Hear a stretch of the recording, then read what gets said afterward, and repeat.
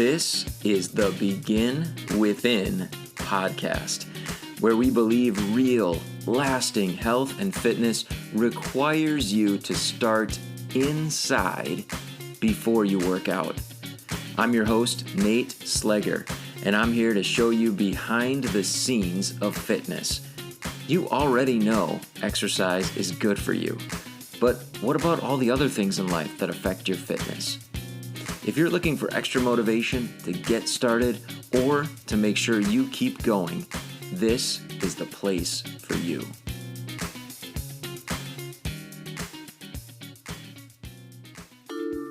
Produced by BeginWithin.fit. Improving health is about so much more than just losing weight. But I realize weight loss might be the goal that brought you here to the Begin Within podcast. That's why I wrote my latest book, 5 Ways to Stop Wrecking Weight Loss, to reveal the 5 areas that I see are most overlooked by the people that I work with who want to lose weight. Each one of the chapters in this free ebook describes that specific area that you need to focus on to improve your health and get great permanent results. And it also links back here to episodes of the podcast where we've had experts on the show talking about that specific area. So you can benefit from those previous episodes while you're learning about how to maximize the results that you're after. You can get your free copy of my ebook, 5 Ways to Stop Wrecking Weight Loss, by going to beginwithin.fit/ebook or going to the link in the show notes. Now is a great time to do a little multitasking while you're listening to the start of this episode. Head over to grab your free copy of my book, 5 Ways to Stop Wrecking Weight Loss. If you missed the URL, here it is again, beginwithin.fit/ebook. Or there is a link in the show notes for you. Grab your copy, and now let's get on with today's episode. I've got a little bit of a different episode for you today. I'm going to share here an interview that I had with Erica Thomas on the Work In podcast. If you haven't checked out that show already, please do. I highly recommend it. You can find that show on your podcast player. Just search for The Work In, and you can enjoy the conversation over with Erica, where she addresses fitness professionals as well as fitness enthusiasts and really helps to make sure that we're taking care of ourselves as we are focusing on making changes with our bodies. Now, here's my interview on the Work In podcast with Erica Thomas. Please enjoy.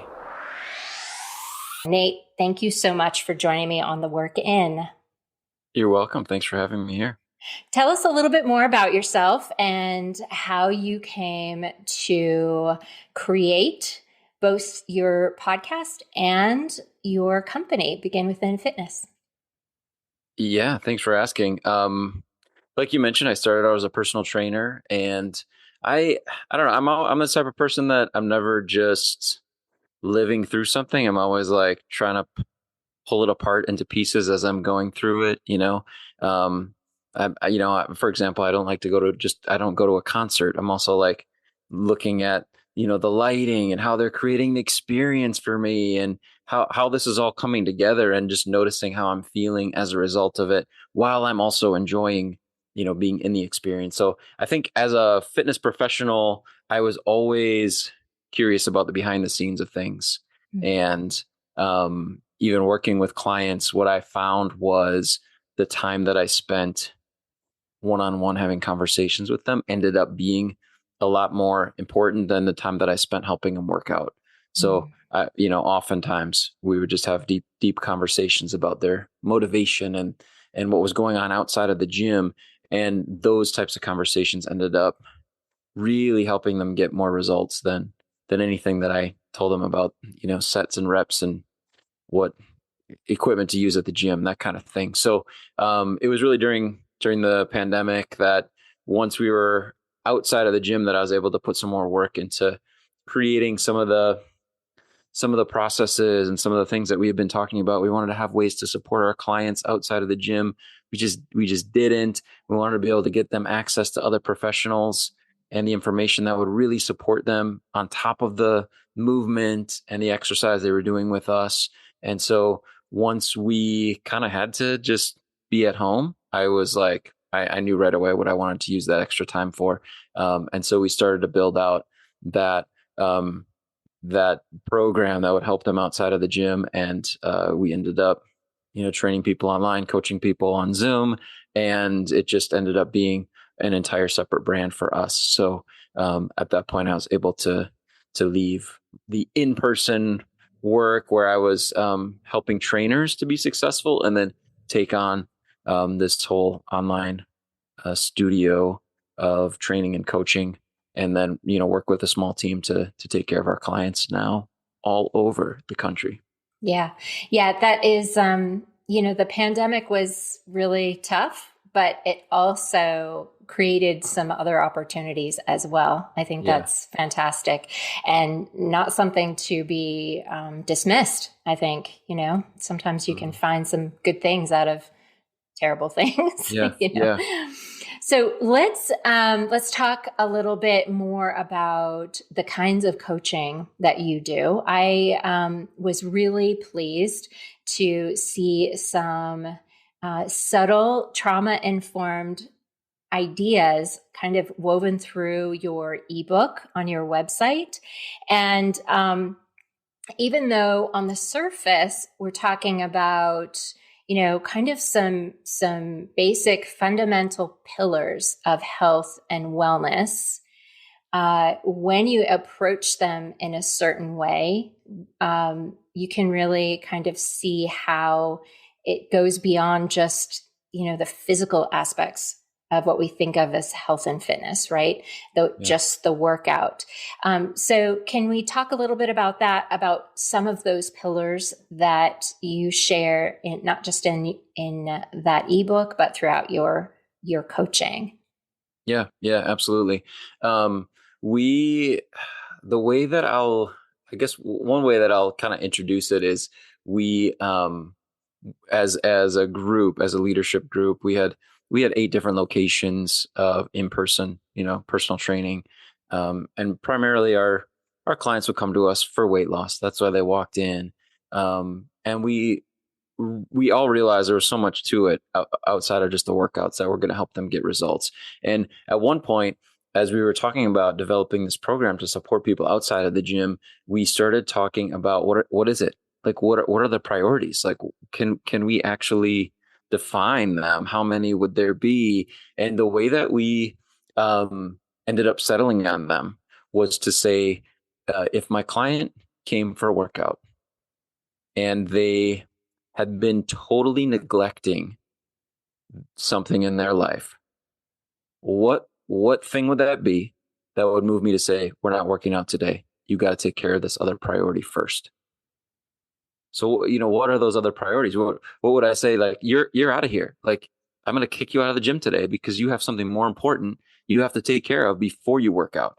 Or we're going to sit down together right now in order to take care of something that's much more important than moving your body, burning calories, whatever that person thought they walked in the door for. If I found out, for example, that person hadn't had any water for the last 24 hours. Yeah. Like, oh, I've had soda, I had some alcohol, I've had some coffee, but I was like, hey, are you well hydrated? And they're like, no, I don't think I really drink any water. I would say, like, okay, we're not working out today. Like, I believe you need to go hydrate your body before it's even going to be effective or safe for me to put you through what I had planned for you. So that as one example. And then we just started to build from there. And I thought we were going to have a whole bunch, but we were able to classify those kind of pillars into just 5 areas. Yeah. So what are those 5 areas for you? We mentioned hydration. Yeah. So that's one, hydration. Would exercise or movement fall into one of those pillars as well? Or is that something that you kind of assume because clients are already moving or coming to you for that? Yeah, that's something that we were like, all right, they're here for that. And we feel like, at least in our, current culture, most people understand that, or they have the understanding. Maybe it's not even all that true, that exercise helps them to lose weight, to be Mhm. healthy, right? And Mhm. so we're like, okay, outside of that, like that's a given for us. That's why they came to us, is for the movement piece. But what are those other things? So we break them down, those 5 extras. So if we add movement, then there would be 6. But we're like, all right, we know that. That's why they're here. So the other 5 would be, we say, drink, eat, think, sleep, and connect. We break them into those Mhm. 5. So drink is hydration, right? That's the piece that we already talked about, making sure that we're adequately hydrated. And that's a piece that gets overlooked. And for us, it's one of the ones that people can do easily and get a good return on the result, right? Like they Mhm. drank a glass of Totally. water, and like in a minute or two, you actually feel refreshed. You feel better. You feel a little bit more energized. So we love that one. That's one of the first ones that we start working on with someone who comes to us and is like, "Hey, I'm a blank slate. What do you want me to start on first?" Hydration is one of the easy ones that we can take care of. So we have that. Then we have eat, and for us, it's not so much about what someone's eating, but we really focus on how. So Mm. we don't get real prescriptive about, you got to eat this much chicken, you got to eat this much brown rice, broccoli, whatever. It's more about the how. So we want to help people to tune into the way they're eating, the way they're listening to their body, signals of fullness and hunger, Mhm. slowing down when they eat, undistracted eating, so that they can really benefit to the full, and just making some of those changes. We Mhm. find that people make That more mindful is, choices. yeah, that is so important because it speaks to something that maybe a lot of people forget, that we actually carry a relationship with food, and it can be kind of a complicated relationship, Yeah. um, bordering on dysfunctional on Hmm. occasion, right?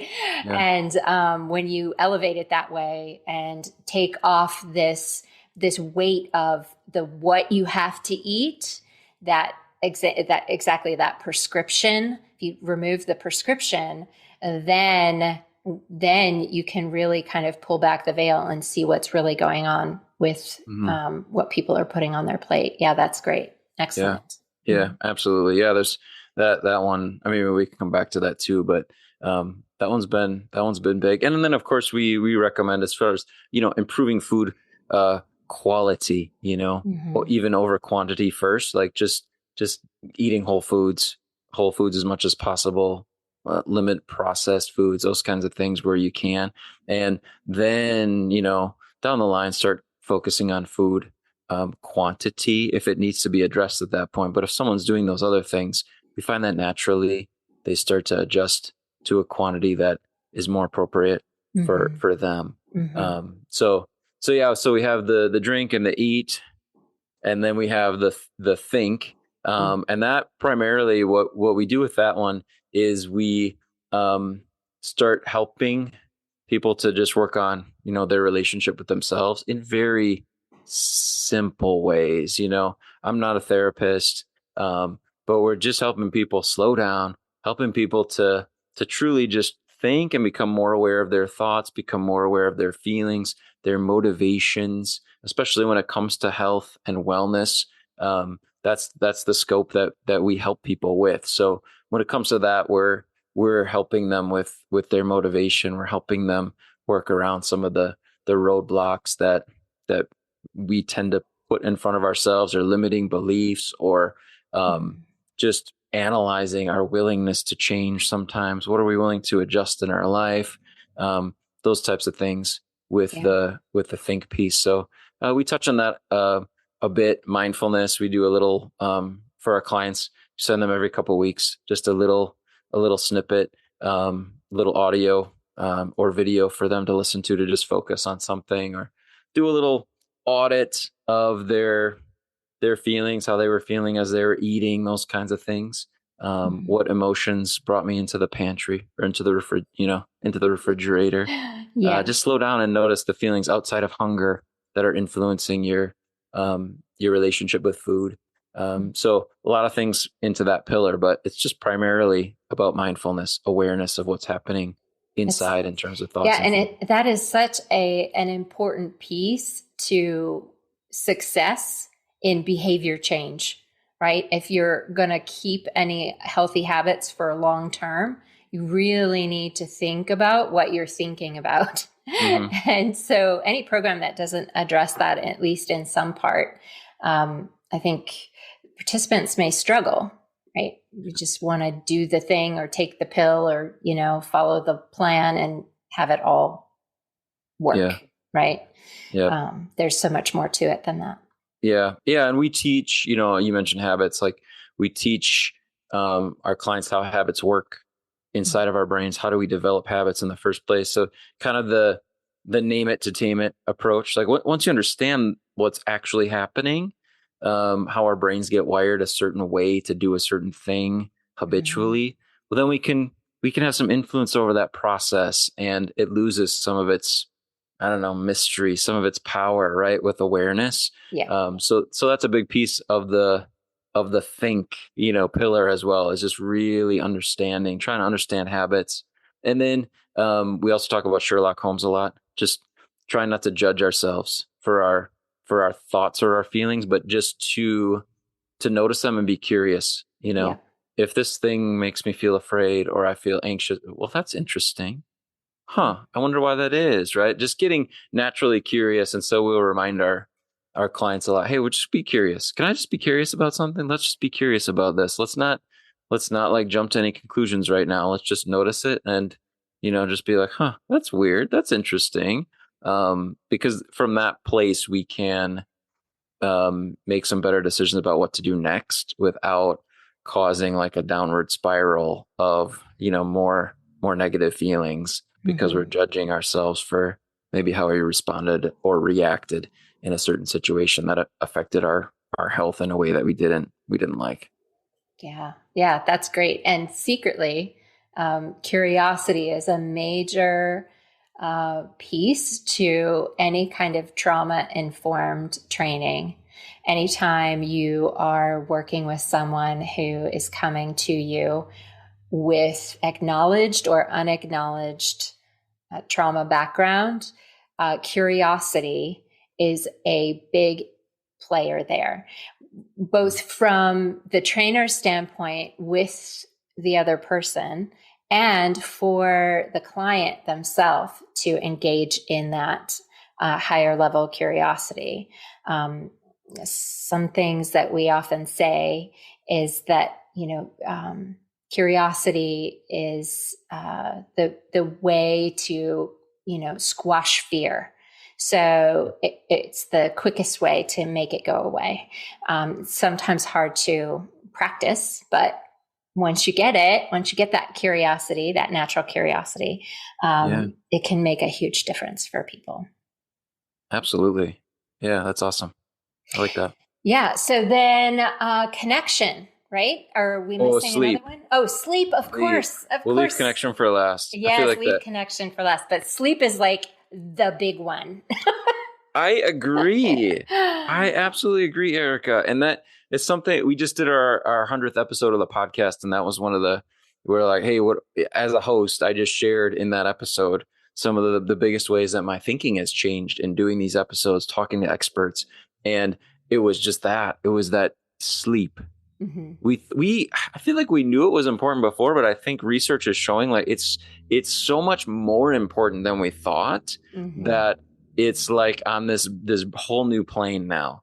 And at least it is for me. Yeah. And so sleep has been a pillar, and even more, and it's just rest and recovery in general, but realizing, good quality sleep and getting enough sleep is critical to our body changing, becoming healthier the way that we want it to, and also huge in the maintenance of our brain. Mhm. And of course, that's the thing that's driving all the changes. And so, we use that.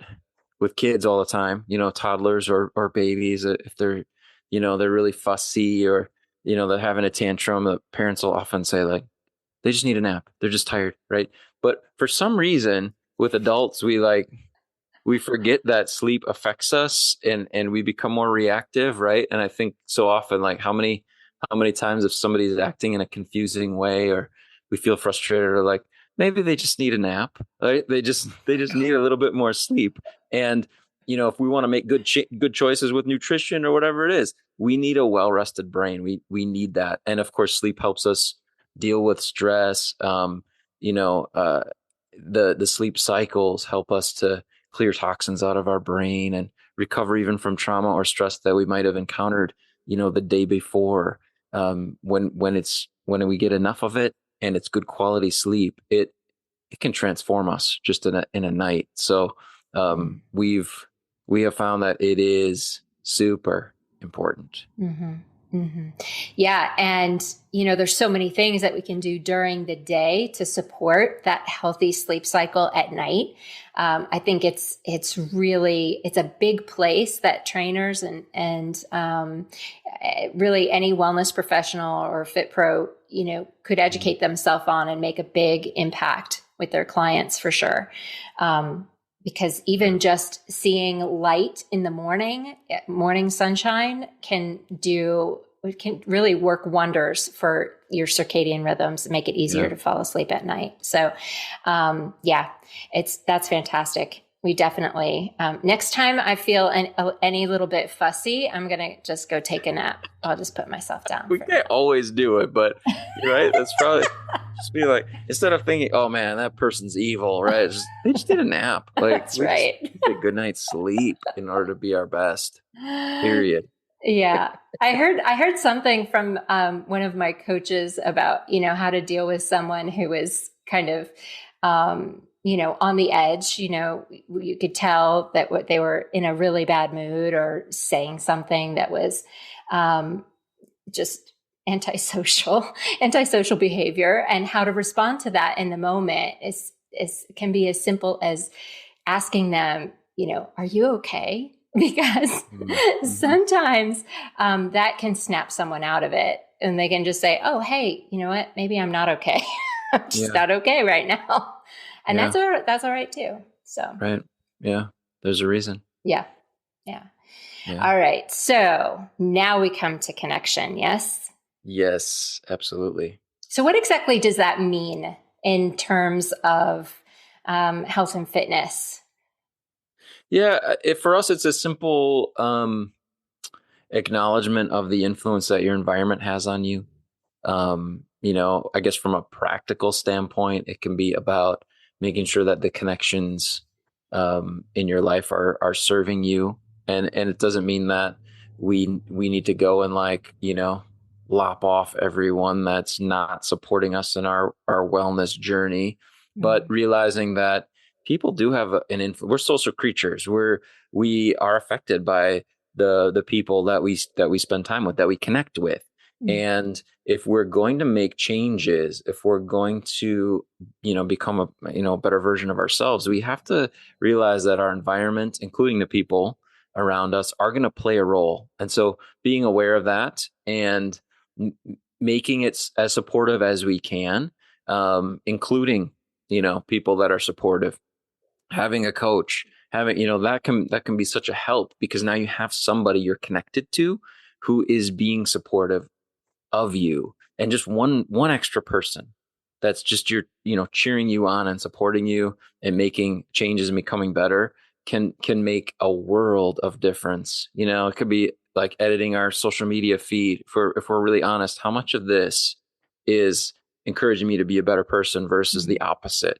And just from time to time looking at that kind of thing and saying, how are my connections serving me? We also encourage people to get outside, touch a tree, like connect with your environment, connect with nature. It helps us to de-stress. It helps us to feel peaceful and have a sense of calm. If we have pets, taking time to play, to connect with them. There's so many ways that our connections with the people and animals, nature around us can serve us. And it's it's essential if we're going to be healthy and we're going to really make some really big lifestyle changes. We have to acknowledge the influence that connections have on us. Yeah, all of these things really feel very holistic to Mm-hmm. me, right? Where we approach the person as a whole person, not just the workout plan, the Right. the number on the scale, the weight number on the scale. I think for so many years in the fitness industry, we were really focused on those SMART goals, right? Yeah. The measurable, specific, measurable, goals. And what that does is it reduces people to their numbers, right? Um, and when you can reach those numbers as a goal, that's great. But then what, right? Right. What next?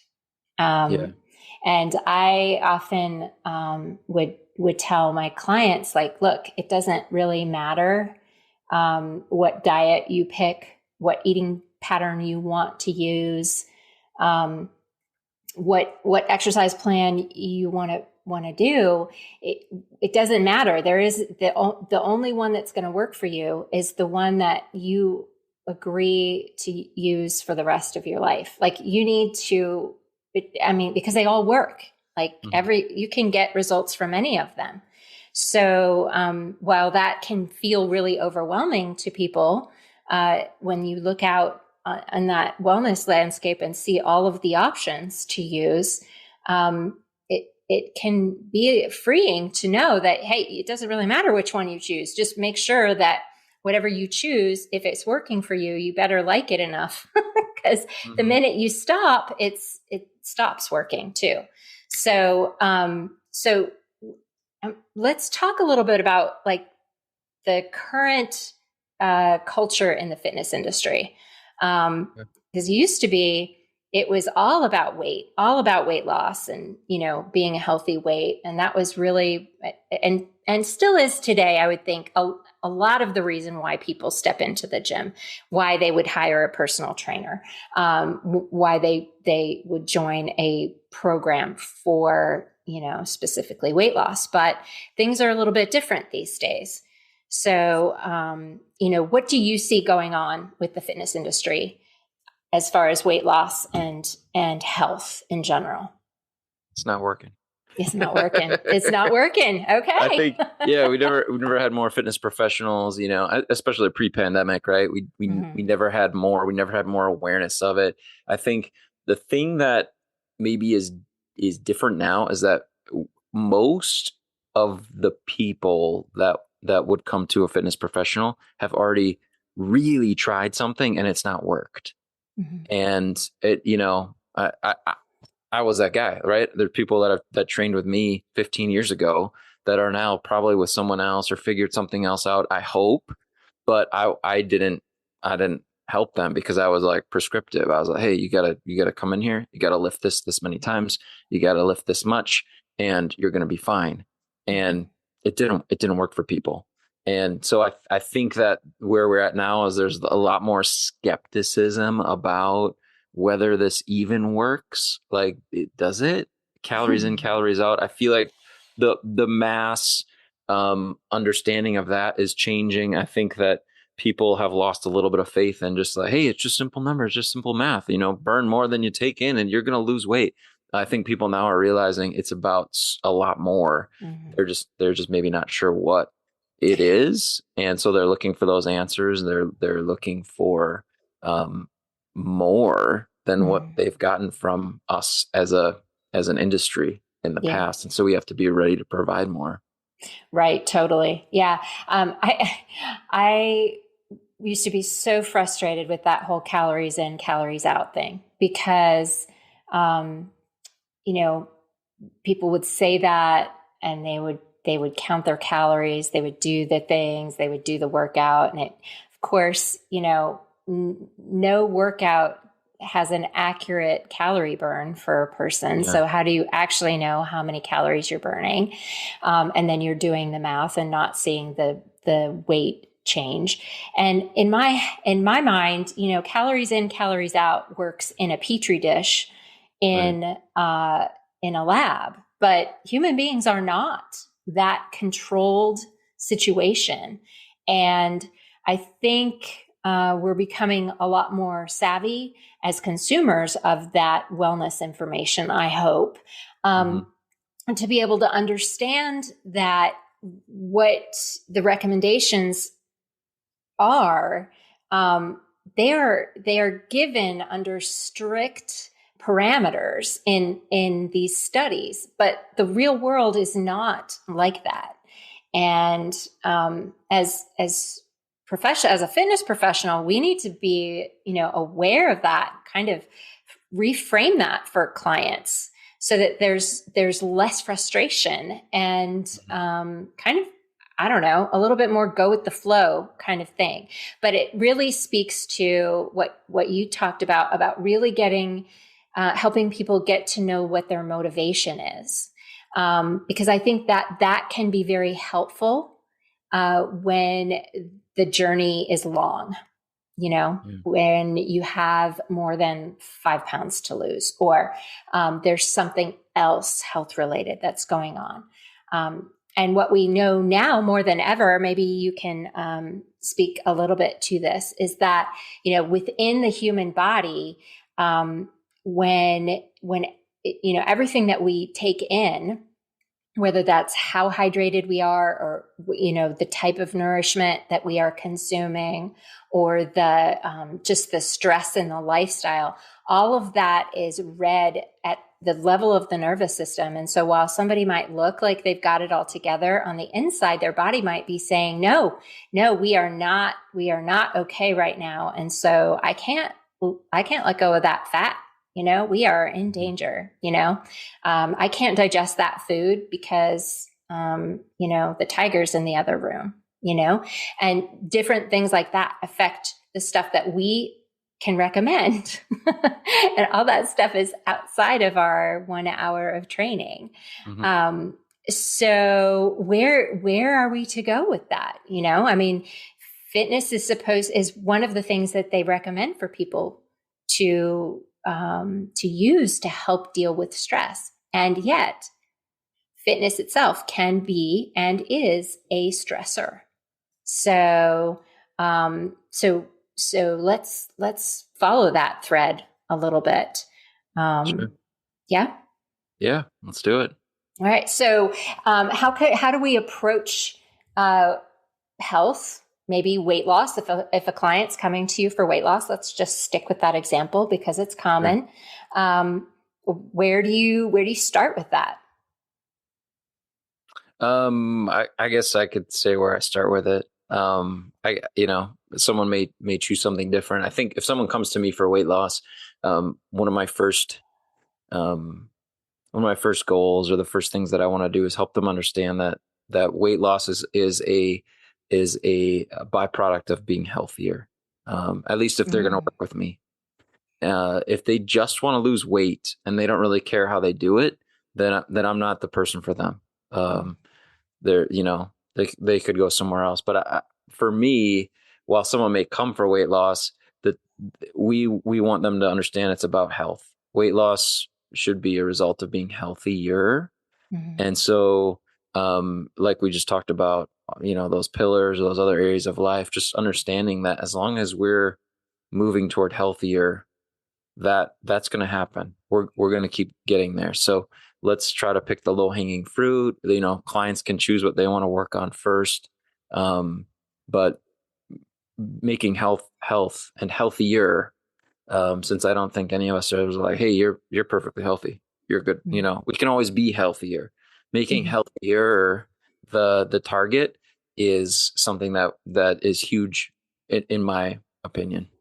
You make a really good point about weight loss in general there, that weight loss, rather than making that the focus and the goal, let that be the side effect.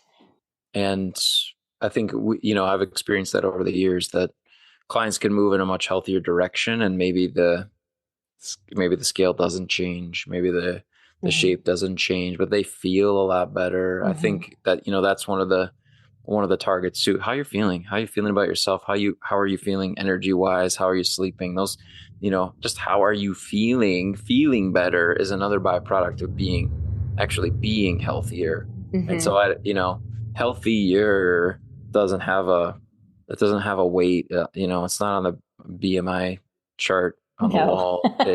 totally. It's healthier, whatever it is, right? I am where I am right now compared to someone else, maybe a lot less healthy. They may be Mm-hmm. way healthier, right? Mm-hmm. If they were in my shape, then oh my goodness, right?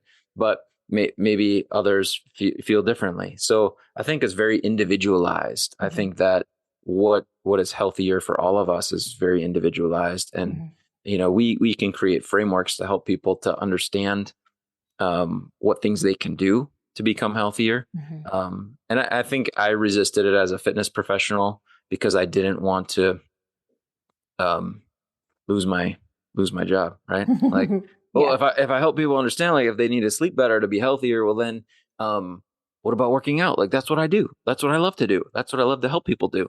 Uh, but the simple fact is not like that doesn't happen at all. Mm-hmm. People love the fact that you're going to help them, at least support them, and get them exposed to experts or other knowledge from experts that is going to help them to feel better, to actually be healthier. And movement is part of that. Like that, it has to be there.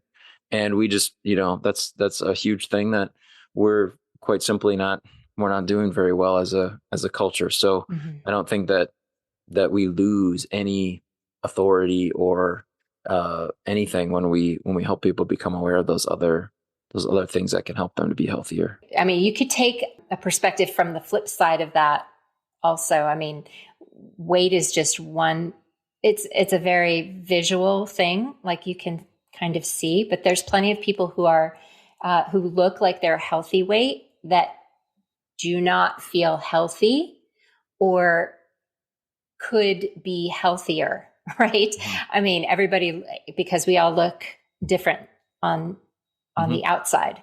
As a fitness professional, I think while we do want to stay within our scope, we are really a trusted source of curated information. There's just a lot of information out there on the internet, and it can be very confusing for clients. But to have somebody that can kind of help wade through all of that, I think it's really important, and it really elevates a trainer's credibility. Yeah. Honestly, what would you say are some of the main things that are kind of wrong with the fitness industry these days?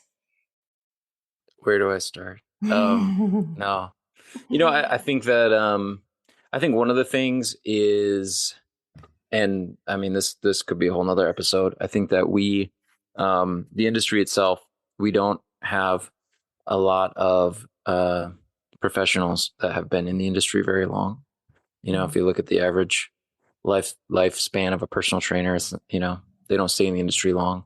And so what we have as a result is um, a lot of people who are well-meaning, but they don't have a lot of experience. And so that's as a mass, like that's the voice, that's the message people are getting, is from usually an inexperienced fitness professional.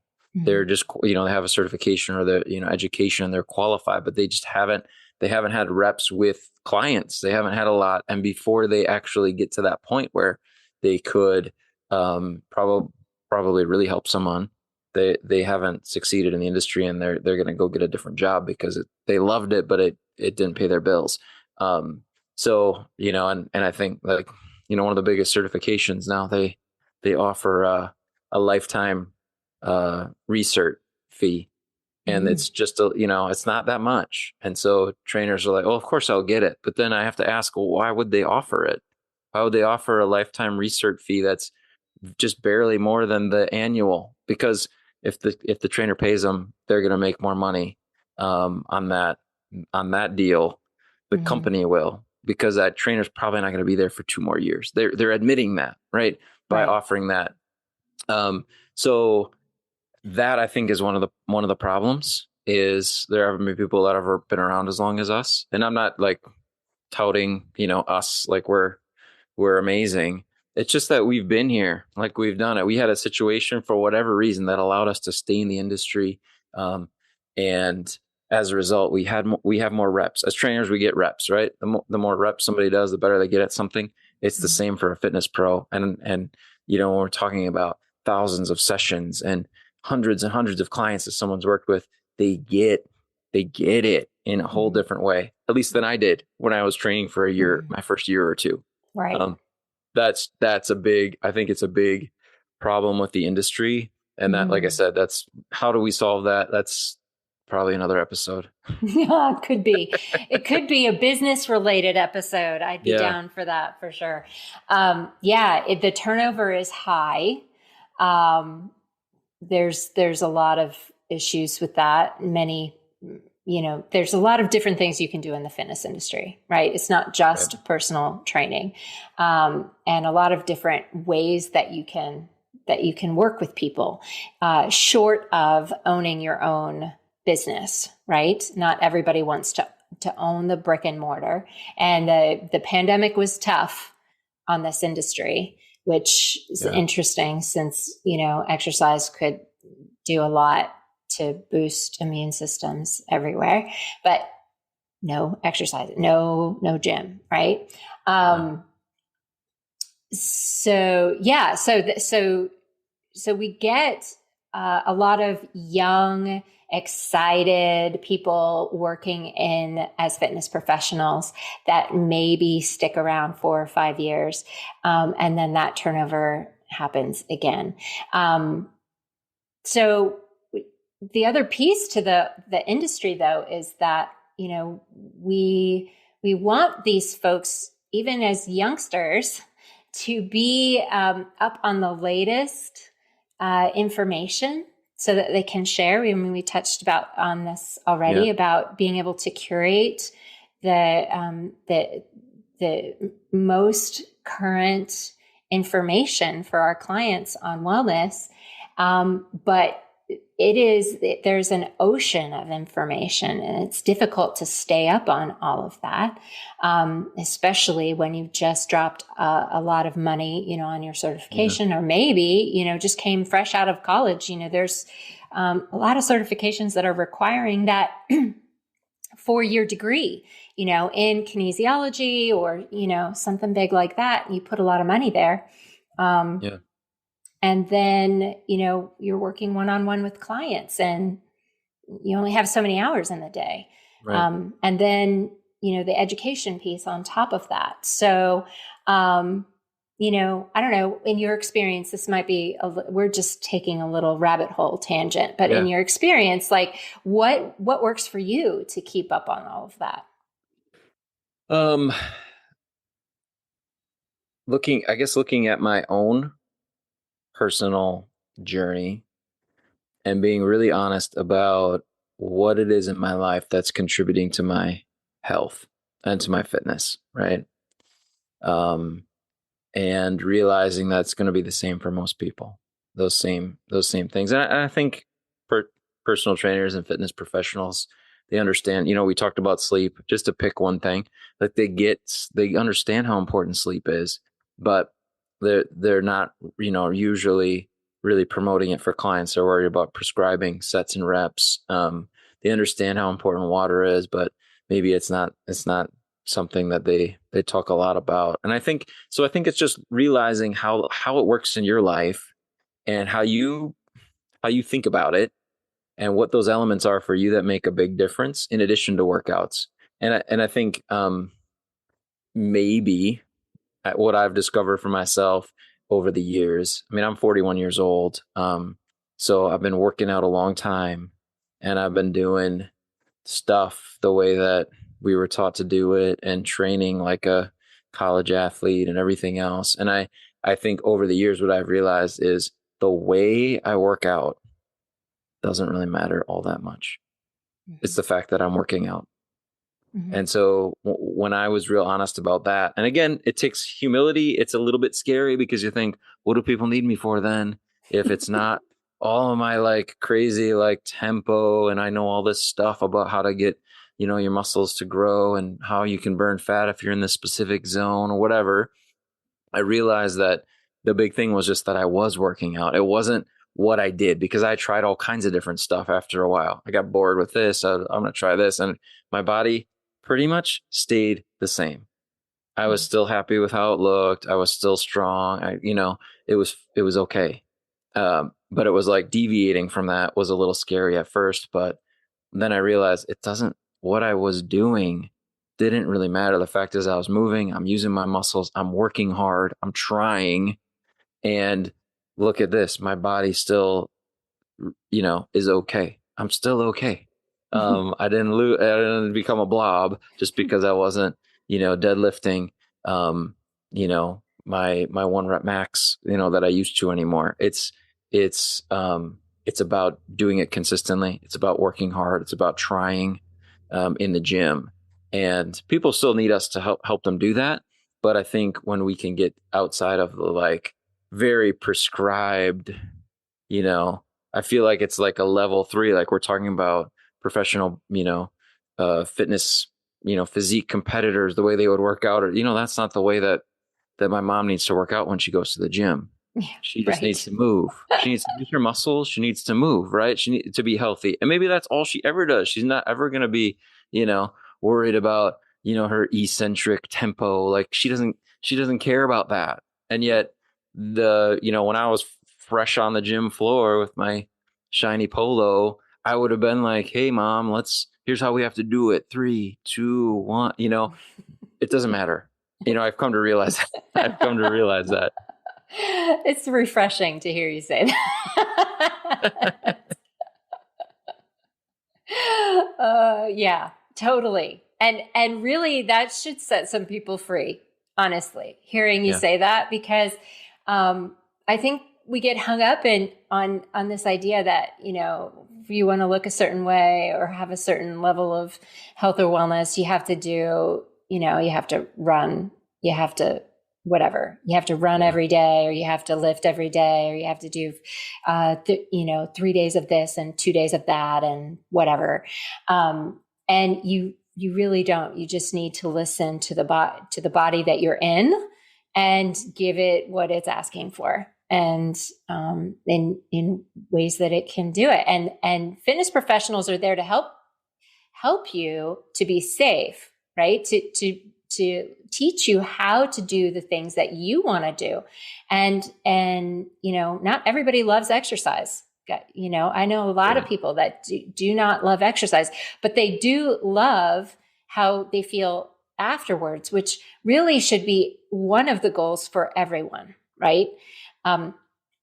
Whether you love being in the gym or you hate being in the gym, whatever it is that you're doing for your own activity, which does not have to happen in the gym, by the way, whatever you're doing, even if you don't really care for like the long walk outside, if you're walking your dog, that counts as your activity. And if you feel better afterwards, that's it. You did it. That's where we want to be. That's where we want to be. We want to be happy and feel good in the body that we have, for as long as we get to have it. So, I think Absolutely. that is great advice, a great insight, for whether people who are listening are on the fitness professional side or on the client side. I think it's important to know because we're all human beings. So, Yeah. Okay. So do you have what advice would you give to any of those youngsters in just starting off as a trainer in the gym? Do you have anything that you could share, maybe especially to those folks who might be right at that crossroads where, they're on the edge? Do Do I quit, or do I lean in and specialize and just, really stick to this crazy, awesome job? Hmm. Yeah, yeah. Those that are listening, first of all, I probably owe you an apology. You're probably mad at me for being insensitive earlier. I get it. Like, I was there. So let me first say sorry. And then I think what I would say is, at least for me, a huge turning point for me in my career was when I stopped trying to learn about fitness. Um, Really, I mean, obviously, continuing education is important. You need to get your continuing education credits and do that. Definitely do that. You have to do that. You're going to do that. But when it's your choice, when you get to figure out, choose what YouTube videos you're going to listen to, what email lists you're going to subscribe to, what articles you're going to read, what books you're going to read. Even though you love learning about fitness and sets and reps and muscles and all that stuff, I'll tell you right now, you know enough to help people. So, what my advice would be, learn about the other things, become an expert in other areas. If you want to be a jack of all trades and learn the best you can about, the areas we talked about already, go for it. But stop learning about fitness, start learning about start learning about psychology, how people change habits, start learning about motivation, what really motivates people. Start learning about core values, how to teach your clients how to explore those types of things. Learn about rest and recovery, learn about, some of like I mentioned, some of the things that we've already talked about that are going to make a big difference in your client's life, because they're not going to find someone who's an expert in all those different areas or even in multiple areas. We're so used to these specialists in each area. If you can be someone who can talk, in a very intelligent way on those types of topics and really support people in making changes, you're going to be around for a long, long time because you will be able to help people. So it's not just learning what they need to do, but really, I guess what I'm saying is get educated on how to help them to do it. And that's not, learning about origin and insertion and the, muscles and joints and all that. Enough. Go learn about the other things that are going to really make a difference to your clients. I love that. I love that. I'm 100% like cheering over here. That's fantastic. Okay, Nate. So the last question I have for you in our time together is when I ask all of my interview guests, and what I'm really curious about today is what you do for your own personal work in. And I knew you were going to ask. Yeah, for me, I would say it's a toss up between just writing, straight up writing in all kinds of different ways. I've written books. I love, writing to our email list. I love journaling, just writing. I feel like is a huge work in for me. And then just being outside, like those two, like actually, like I have found some of my toughest days, what I just do is I will just go for a walk. Like I will get to the park. I'll go find some water. I have to be outside. Like that is where I go. And so what we've learned to do, my wife and I, is just build that into our life. So I'm like, we go for a walk every single day together. And that just being outside every day. We live in Wisconsin. It gets cold. We got to bundle up, but we still do it. Just fresh air, just being outside. It just energizes me. And it's just a connection. It's a connection with the world, the bigger world outside of the gym, outside of the office, whatever it is. Just get out there and breathe in it, live in it, and soak it up. And it's made a huge difference to me. That's awesome. That was fun, right? I want to invite you to continue the conversation with me over on Instagram. If you had something that you resonated with that you heard there in the interview, something that I said that you had questions about, or something that you just absolutely disagreed with, that's okay. Come on over and let's continue the conversation. You can find the link to my Instagram account in the show notes. Otherwise, you can just search Nate Slager and find it that way. Shoot me a message and let's talk. Can't wait to connect with you. Thanks again for joining me here on the Begin Within Health Show.